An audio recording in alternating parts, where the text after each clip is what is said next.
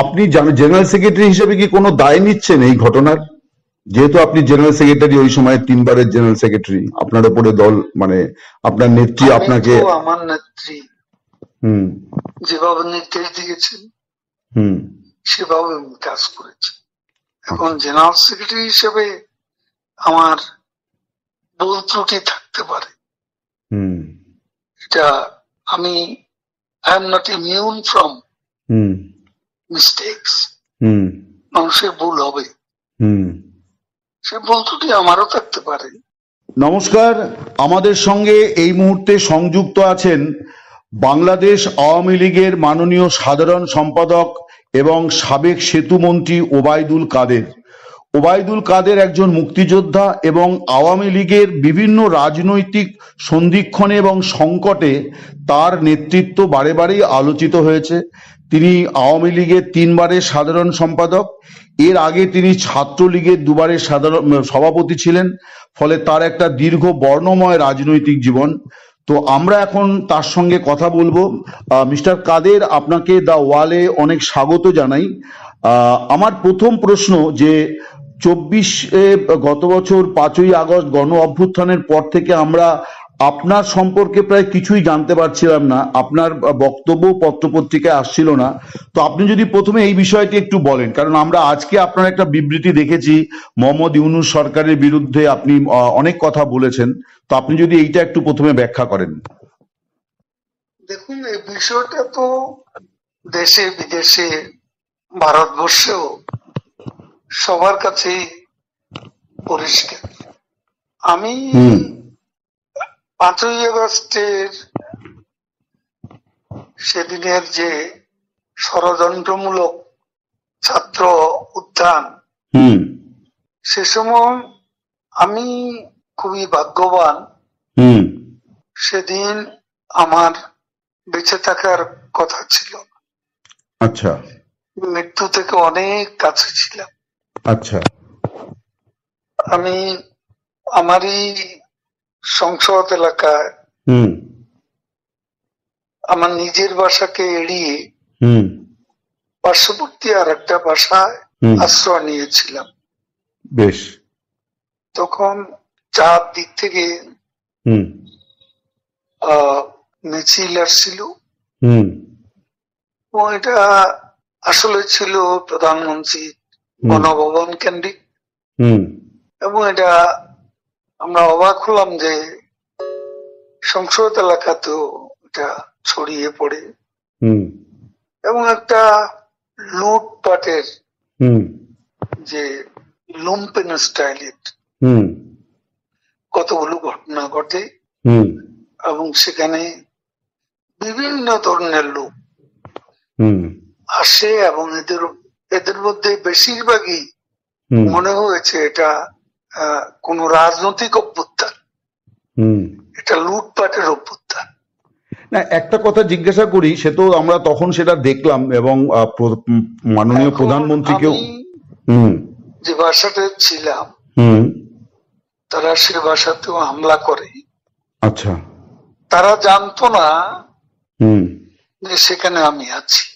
আচ্ছা, আমার বাসা তারা লুটপাট করেছে, কিন্তু যে বাসায় আমি গিয়ে আশ্রয় নিলাম সেখানে তারা হামলা করবে এটা আমি ভাবতাম। কিন্তু সেখানেও দেখলাম যে অনেক লোকজন ঢুকে পড়ে এবং তারা ভাঙচুর লুটপাট করতে থাকে। আমি আমার স্ত্রী সহ আমরা বাথরুমে লুকিয়ে যাই, অনেকক্ষণ ছিলাম, প্রায় 5 ঘন্টা। তারপর একটা পর্যায়ে এরা তো ওই বাথরুমের ভিতর সেখানেও কমোড, বেসিন এগুলো তো লুটপাট করেছে সব জায়গায়। সেগুলোর লোভে প্রথমত তাদেরকে আমার ওয়াইফ সেই বাথরুমের মুখে দাঁড়িয়ে বারবার বলছিল যে আমি অসুস্থ,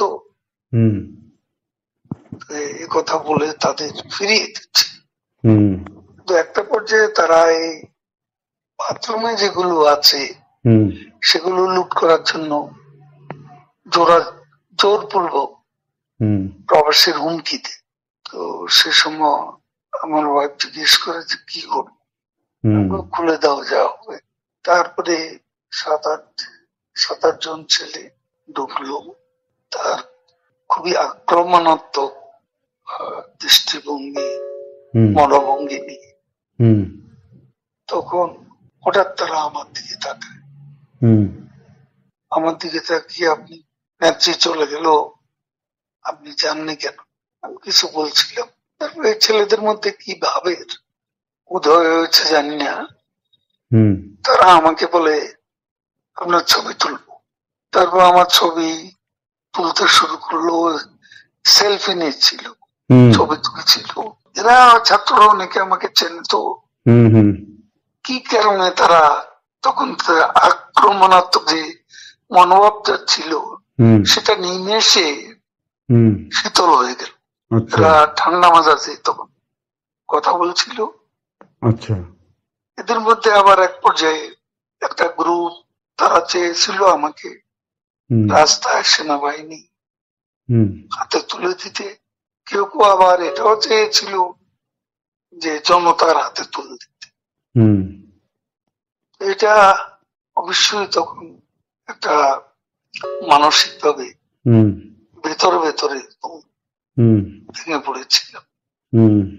এরপর এরা এদের একটা শার্ট, এদের ওই ব্যাজ, লাল পতাকা শোভিত ব্যাজ লাগিয়ে আবার কালো একটা মুখে একটা মাস্ক দিয়ে আমাকে হাঁটতে হাঁটতে সংসদ এলাকা থেকে বড় রাস্তা, গণভবন অভিমুখী রাস্তা, ওখানে নিয়ে যায়।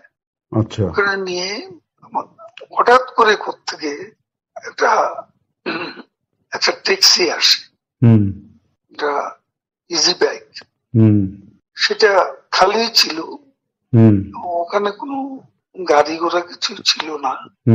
ওটা হঠাৎ করে কেন যেন এসে পড়ল, হয়তো আমার ভাগ্য। এরা দুজনে আমাকে নিয়ে, আমার ওয়াইফকে নিয়ে ওটাতে উঠলো আর বলতে লাগলো, ওতে তো অসংখ্য মানুষ, চেক আপ সব জায়গায়। এরা বলতে লাগলো যে আমাদের চাচা চাচি অসুস্থ, হাসপাতালে নিচ্ছি, ডিস্টার্ব করবে না। এই করে করে নিয়ে গেল একটা অনেক দূরে একটা জায়গা। তো এটা হলো, ভাবতেও পারেনি ওরা যখন বাথরুমে ঢুকলো যে বেঁচে থাক, সে বেঁচে থাকাটাই সেদিন যে একটা পরম সৌভাগ্যের বিষয়। আনএক্সপেক্টেডলি বেঁচে গেছি, ইট ইজ মোস্ট ইম্পর্টেন্ট। সে সময় এই ছেলেরা যে কোনো ভাবে আমাদেরকে আর্মির হাতে তুলে দিতে পারতো। মানুষের রাস্তায় অসংখ্য মানুষ, সেখানে অনেকে তো আছে আমাদের অপোজিশন, মেরে ফেলতে পারত। তো আজকে এটুকু বলে শেষ করি। না, কিন্তু আপনাকে মানে তারপরে আপনি কোথায় রইলেন? কেউ জানে না, আপনি প্রথম জানেন। না, বলছি যে আপনি এরপরে কোথায় রইলেন? তারপরে তো আপনি মানে থাকলেন কি করে, মানে ওই রকম পরিস্থিতি? আমি বাংলাদেশে ছিলাম 3 মাসের মতো। আমার একটা উদ্দেশ্য ছিল যে ওখান থেকে কিছু করা যায় কিনা, আচ্ছা, কিছু একটা করা যায় কিনা, সংগঠিত করা যায় কিনা। আচ্ছা, বিভিন্ন জায়গায় শ্রমিক অসন্তোষ, কর্মচারীদের অসন্তোষ, এগুলো প্রতিদিনই এগুলা লক্ষ্য করতাম।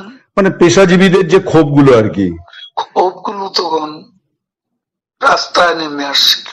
ঠিক ঠিক, বিশেষ করে গার্মেন্টস। ঠিক ঠিক। তো সে সময় ভাবলাম যে এদের সাথে যোগাযোগ করে কিছু করা যায় কিনা। তো এই চিন্তাতে 3 মাস পরে। আচ্ছা, এরপরে একে একে সবাই অ্যারেস্ট হচ্ছে এবং আমি তো নেত্রীর পরের স্থানটায় আপনার। আমার বিরুদ্ধে তখনই 212টা খুনের মামলার আমি আসামি হয়ে গেছি।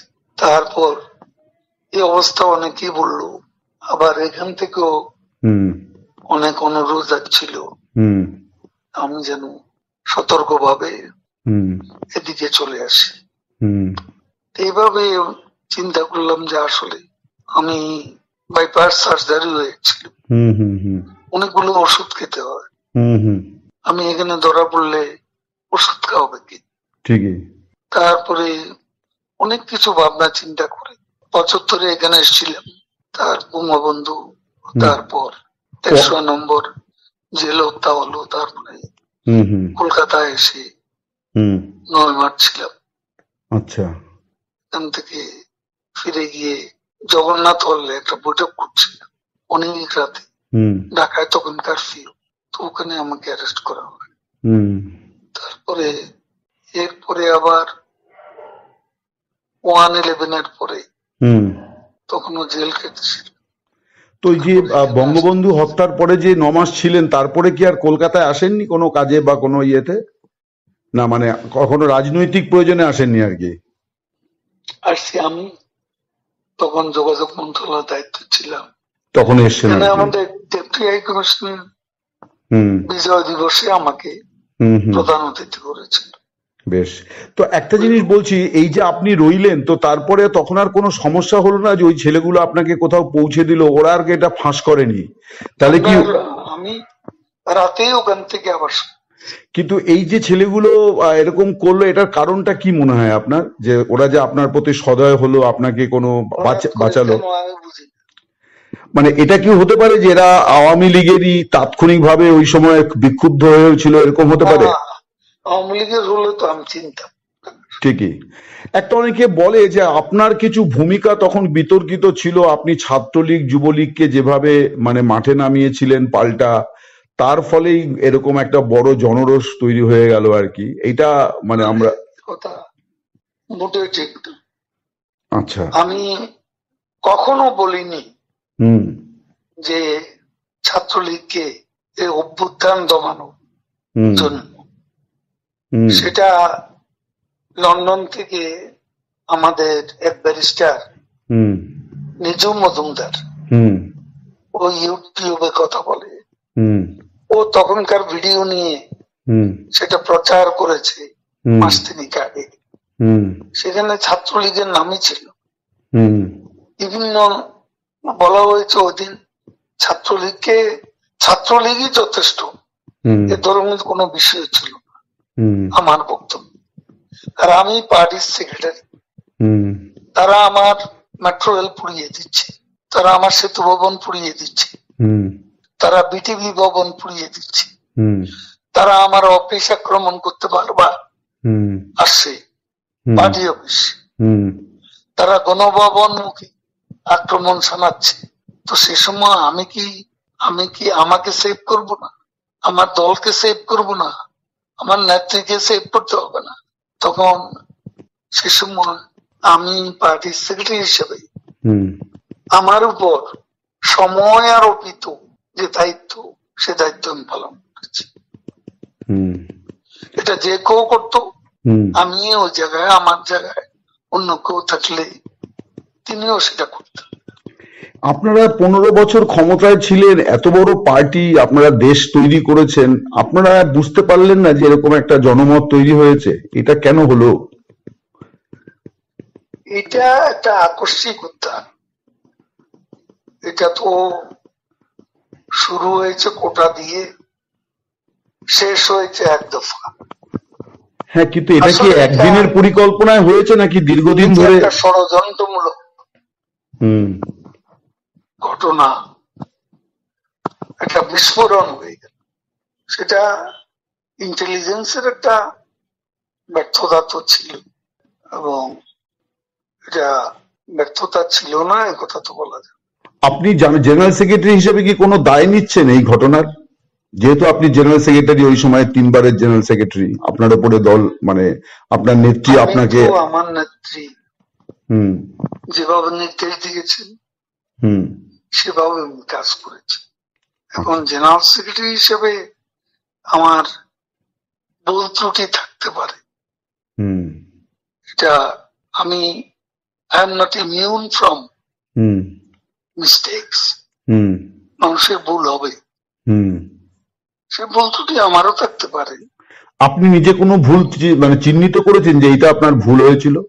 আমি কাজ করেছি, কাজ করলে ভুল হয় এটা? চাঁদাবাজি করিনি, হুম। কমিশন খাইনি, হুম। পার্সেন্টেজ নিইনি। হুম। আমার মন্ত্রণালয়টা সবাই জানে। হুম। তারপরে বাংলাদেশ আওয়ামী লীগের কমিটি গঠন করতে হুম। কমিশন নিয়ে হুম। কাউকে পদায়ন করিনি, হুম। চাঁদাবাজি করিনি। হুম।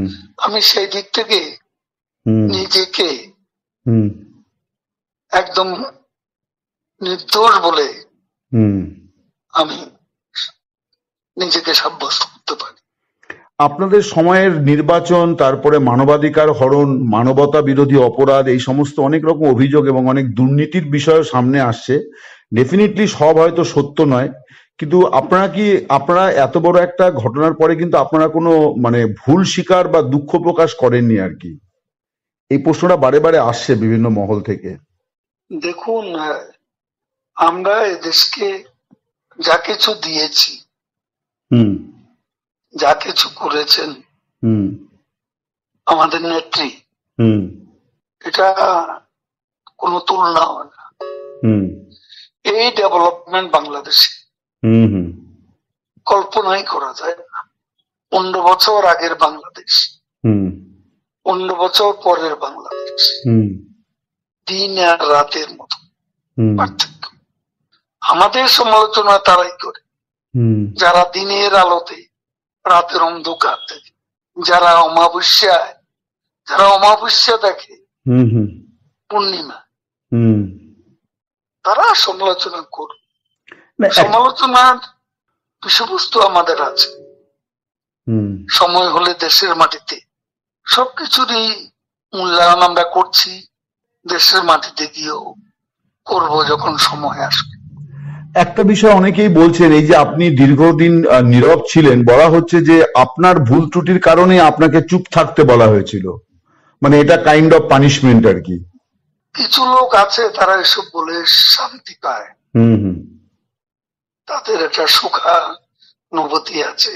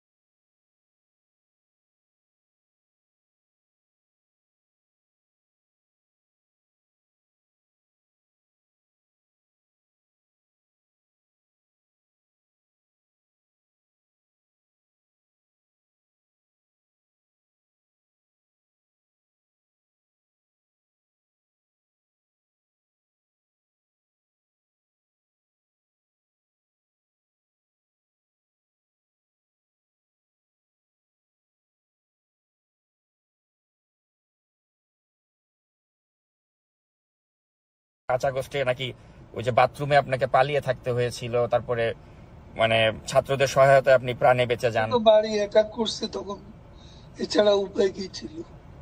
তো আপনি কি তাহলে বলতে চান যে কেন মানে ছাত্ররা কি তাহলে আপনি কি আপনাকে রক্ষা করেছে? হ্যাঁ, এটাও তো ঠিক। কিন্তু কিন্তু অনেকে তো বলছে যে ওই সময় মানুষের মনে যে ক্ষোভ ছিল মানে আওয়ামী লীগের প্রতি বা আপনাদের প্রতি, তো সে সময় ছাত্ররা আপনাকে রক্ষা করবে, মানে এটা অনেকের কাছে মানে বিশ্বাসযোগ্য হচ্ছে না বিষয়টা। ওরা বলছে আপনার উপর রাগ ছিল, কিন্তু আপনার সামনে এসে আমাদের রাগ পানি হয়ে গেছে। তো এরপরে আপনি তাহলে 3 মাস তো দেশেই ছিলেন? হ্যাঁ, ছিলাম। তো দেশ থেকে মানে তাহলে মানে গেলেন কিভাবে? ওখানে আপনাকে কারা সহযোগিতা করলো, এটা কি বলা যাবে? এটা কি বলা যায়? আচ্ছা, তো এখনো মানে দেখা যাচ্ছে যে মোহাম্মদে পরে আমার জি আচ্ছা বলেন। যেভাবে তল্লাশি, বাড়িতে বাড়িতে অভিযান, আত্মীয় স্বজনের বাড়িতে তল্লাশি, এসব একবারে চরমে। তো এটা তাছাড়া তখন শরীরটাও আমার একটু সমস্যা হয়ে পড়ছিল, অনেকগুলো ওষুধ খেতে হয়। ওষুধ খেলে আমি ভাবলাম যে অ্যারেস্ট হলে তো আমাকে ওষুধ খাওয়ানোর লোক নেই। তো অনেক কিছু চিন্তা করে আমি শেষ পর্যন্ত সিদ্ধান্ত নিলাম ওখানে থাকবো না। তো এই যে 3 মাস যে আপনি থাকলেন, তো এই 3 মাসে তো আপনি নিশ্চয়ই বুঝতে পেরেছেন যে মানে মানুষের মনে যে আপনাদের আওয়ামী লীগকে নিয়ে যে এত ক্ষোভ, এই ক্ষোভটা কি আপনি মনে করেন না যেটা যুক্তিযুক্ত ছিল? কারণ আপনারা এই যে 15.5 বছরে যা করলেন, আপনার কি মনে হয় না যে এটা থেকে আপনাদের 15.5 বছরে পদ্মা সেতু তো আমরা করেছি, 3.5 বছরে মেট্রো রেলও তো আমরা করেছি, 7.5 বছরে 15 বছরে ঢাকা এলিভেটেড এক্সপ্রেসওয়ে তো আমরা করেছি। কিন্তু আপনারা যে উন্নয়ন করেছেন, উন্নয়নমূলক কর্মকাণ্ডের নামে যে জনগণের ভোটাধিকার আপনারা যে কেড়ে নিয়েছিলেন, আপনি কি মনে করেন না যে এটা একটা আপনাদের ভুল ছিল? কোনটা? মানে এই যে উন্নয়নের কথা বলে আপনারা যে গণতন্ত্র না উন্নয়ন, কিন্তু দেখা গেল আপনারা উন্নয়নের কথা বলে 18 সালে একটা রাতের ভোটের নির্বাচন করলেন, 2024 একটা ডামি নির্বাচন করলেন। তো এই যে জনগণের যে ভোটের অধিকারটা কেড়ে নিয়েছিলেন, আপনি কি মনে করেন না যে এটা আপনাদের একটা ভুল সিদ্ধান্ত ছিল? আলোচনার অপেক্ষা রাখে, সেগুলো চর্চা করার বিষয় আছে, আমাদেরও একটা দৃষ্টিকোণ আছে। কিন্তু আমরা যখন দেখি মোহাম্মদে দেশে দেশে গণতন্ত্রের স্বরূপ সব জায়গায় একরকম নয়। আমাদের দেশে অপোজিশনের যে চেহারা, সেখানে আমাদেরকে একটা ইলেকশন লিগ্যালি করতে হয়, সেটা আমরা করেছি। এটা কিন্তু উন্নয়নকেও আমরা, দেশের মানুষ যা চায়, আজকে আপনি অপিনিয়ন পোল নেন, বেশিরভাগ লোক শেখ হাসিনা আবার আসুন এবং শেখ হাসিনাকে আমরা চাই, এই কথা আজকে মানুষের মুখে। ইলেকশনটা হলে বুঝবেন না, কিন্তু এটা তো আপনি যেহেতু আওয়ামী লীগ করেন আপনি সেটা বলছেন, মানুষ শেখ হাসিনাকে বলবে। কিন্তু পাবলিক পারসেপশন হচ্ছে যে আপনি দেখেছেন যে শেখ হাসিনা যদি সত্যি মানে ওই সিচুয়েশন থাকতো, দেশে থাকতেন, ওনাকে তো দেশ ছেড়ে পালিয়ে যেতে হয়েছে। তো এটা কি তার রাজনীতির জন্য একটা লজ্জাজনক অধ্যায় না? আমি এটা মনে করি না। তখন তার বেঁচে প্রয়োজন ছিল, কারণ তাদের সেদিন প্ল্যানই ছিল তাকে কিল করবে। আচ্ছা, বেগম খালেদা জিয়াও তো মারাত্মক শারীরিকভাবে অসুস্থ ছিলেন, কিন্তু কই উনি তো কম্প্রোমাইজ করেননি, উনি তো আপোষ করেননি, উনি তো দেশেই থেকেছেন, তাকে চিকিৎসাও করতে দেননি। হ্যাঁ, কিন্তু উনি তো আপনাদের সাথে কম্প্রোমাইজ করলে, কিন্তু কম্প্রোমাইজ করলে তো আপনারা তাকে বিদেশে যেতে দিতেন, তো তিনি তো কম্প্রোমাইজ করেননি, কিন্তু আপনাদের নেতৃত্ব কম্প্রোমাইজ করে ভারতে চলে গেলেন। কম্প্রোমাইজ করে যায়নি, তাকে বাঁচার দরকার ছিল, সেই জন্য চলে আসছে। কিন্তু আপনার কি মনে হয় না যে আপনারা ওই সময়টাতে যখন শাসনভারে ছিলেন তখন আপনারা এমন সবকিছু, বাংলাদেশে অপিনিয়ন পোল নেন, মানুষ কাকে সমর্থন করে, আমি সেই কথাই যাচ্ছি।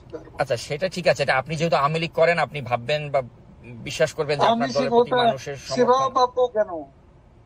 দেশে পাবলিক অপিনিয়ন কোন জায়গা এটা কি আপনি জানেন না?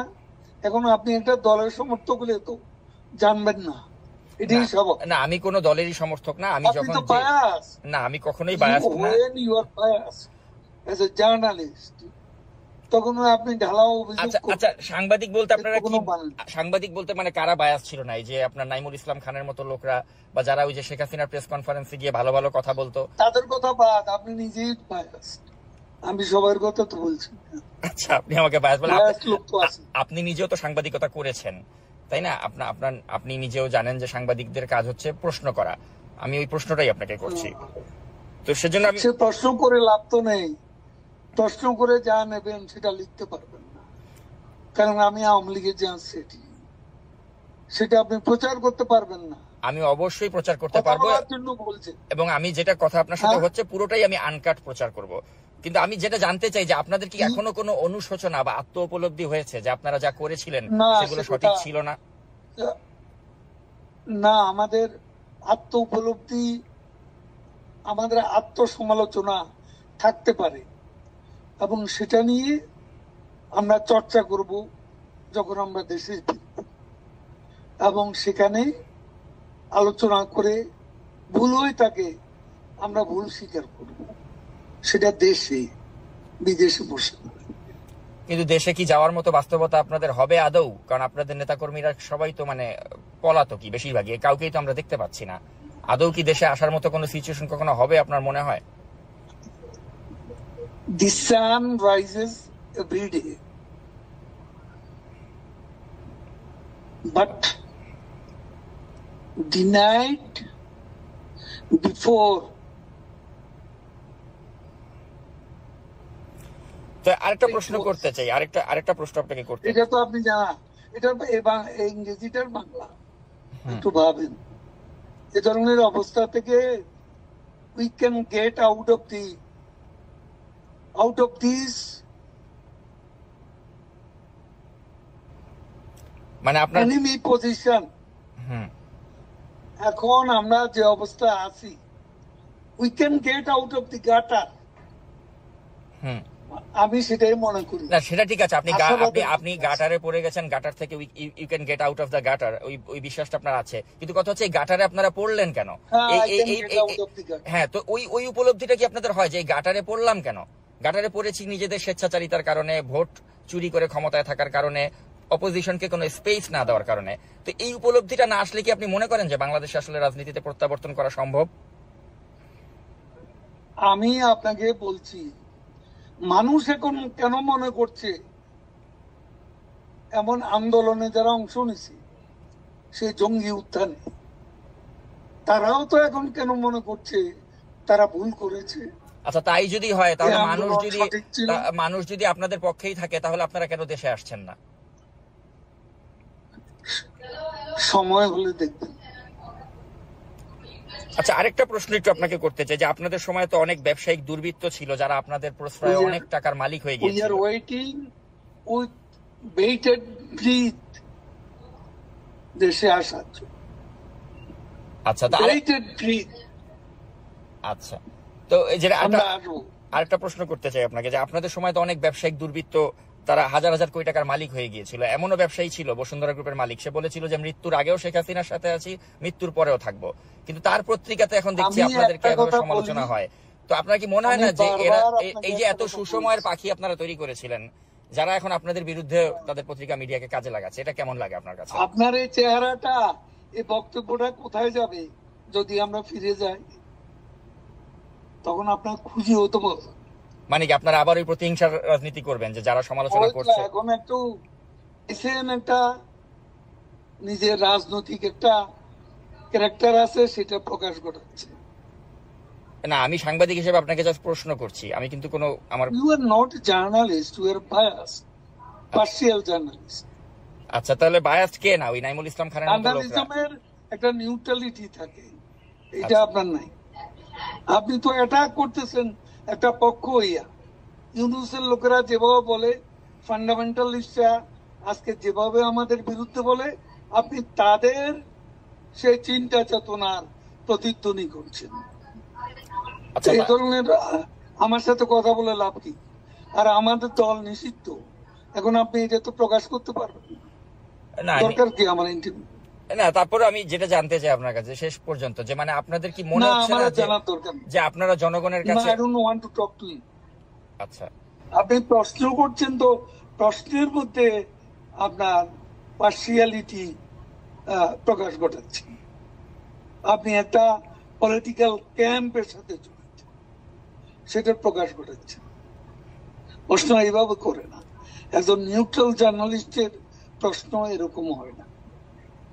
আচ্ছা, শেষ প্রশ্ন আপনাকে যেটা করতে চাই, তাহলে আপনারা কি কখনোই জনগণের কাছে আপনাদের অতীত কর্মকাণ্ডের জন্য ক্ষমা চাবেন না? আমি সে কথা জবাব দিয়েছি, শুনতে পাননি? আচ্ছা, আমরা যাই করব দেশে গিয়ে করব।